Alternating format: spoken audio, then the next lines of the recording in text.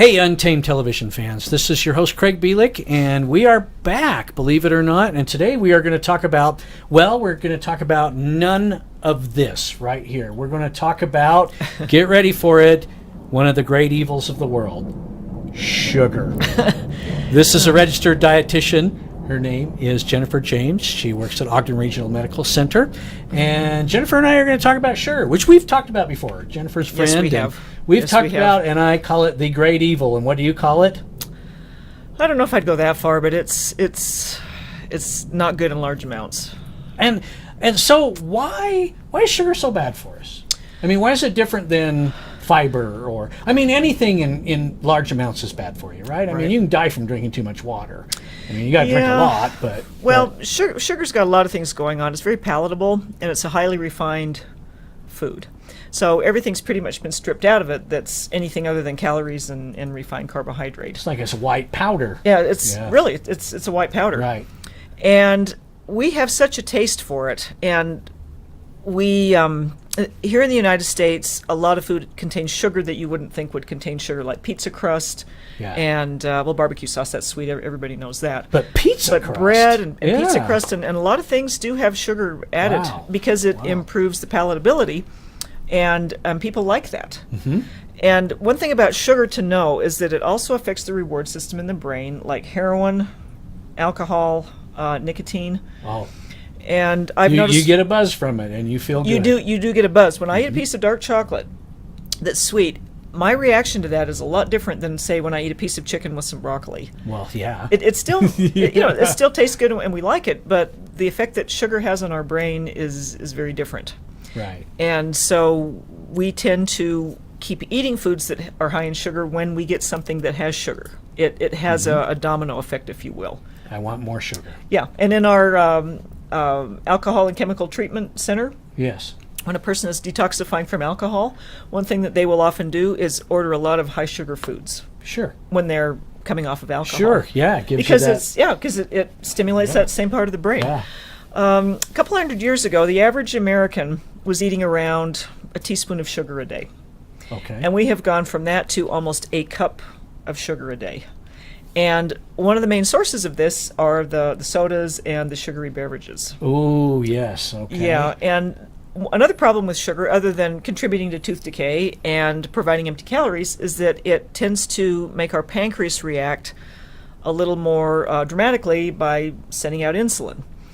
And so when you've got a lot of sugar that comes in very rapidly, the pancreas has a hard time managing that. And we're not used to eating large amounts of sugar like that.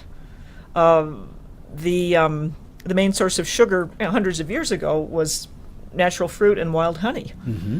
And you had to really go to some trouble to get sugar like that. It wasn't available. Right. And what's interesting with the history of sugar is that back during the age of exploration, when they were sending out a lot of like the Spanish galleons to find, just explore different parts of the world, Europe had gotten its taste of sugar. And so they were sending out ships to find places to grow sugarcane, because you can't grow it in northern Europe. You have to have a tropical climate to grow sugarcane. Right. Uh-huh. So there was a lot of money that was put into this just because they got a taste of it and they had to have more. It has been likened to oil exploration as in today's world. Right. They were that focused on sugar. Find a way to get that sugar into us. Yeah, so. Because we love it. And when we eat the quantity of sugar that we're eating now, it has to have metabolic consequences. The American Heart Association came out with some recommendations back in, I believe it was 2010, limiting the amount of added sugar that Americans should be eating, just because it does have effects on heart disease. What is their limit? What? I mean, you say we're consuming about a cup. Well, I mean, I'm sure it's far below that, right? Right. I mean, so it's quarter cup, half cup. Well, for men, it's about 3 tablespoons of added sugars a day, and for women, it's. Did I say 9 tablespoons or 3 tablespoons? It should be about 3 tablespoons of added sugar a day. For women, it's more like 2 tablespoons of added sugar a day. You wouldn't count the sugar in fruit. You wouldn't count the natural lactose sugar that's in milk. You would count, say, the jam that you put on your toast, or the soda that you drink, or the Snickers candy bar that you eat. Okay, so if I eat a Snickers candy bar, and let's say that I'm recommended to have about what'd you say, 9 teaspoons or something like that. So I pop a Snickers bar into my mouth. How many teaspoons of sugar have I consumed? That's in a that good question. Snicker bar? Yeah. I don't know right offhand. And this is one of the problems that we have with the current food labeling, the way the current food labeling guidelines are. We've been trying to get a separate line for the added sugar in food, and we were on track to have that put in place for food labels in 2018. Some food manufacturers are already doing this. They're already putting the added sugar line on their products, particularly if it's a healthy food. They want you to see that it doesn't have any added sugar. Yeah. But that has since been rolled back, and I don't know when that's going to happen, where they will have that line of added sugar on the food. Yeah. Yeah. Well, so here's the problem, Jennifer. It's 2:00 in the afternoon, and Craig starts feeling a little sleepy, and I know that I can get myself a little pick-me-up with a Snickers bar. What should I eat instead? Go for a walk. Go for a walk, but you have to be awake when you're walking. Did you understand the question? What should I Yes, eat instead? Not what should I do? I hear you. I really do. Go for a walk. Or eat a piece of fruit. Have some dried fruit. Yeah, have a couple of tablespoons of dried fruit. It's really sweet. It's really concentrated.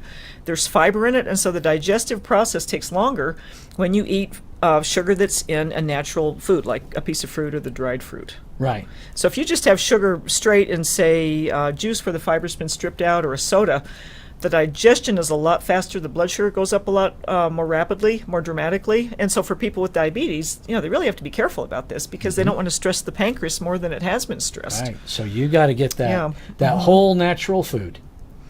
Well, yeah.